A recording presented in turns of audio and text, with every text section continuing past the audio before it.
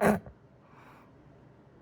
can't tell if he wants to play or if he genuinely does not like being touched or what, but you pet him and he just, he doesn't seem upset, obviously, but he's so clumsy and bad at sitting.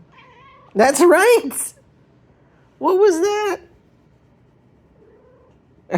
Are you protesting? Yeah? I can't tell if he hates it or loves it. I have to assume love. Look at that. Yeah.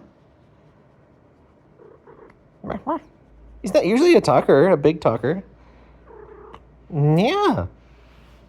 What do you have to say about that? Oh, look at that face. We always squish that cat.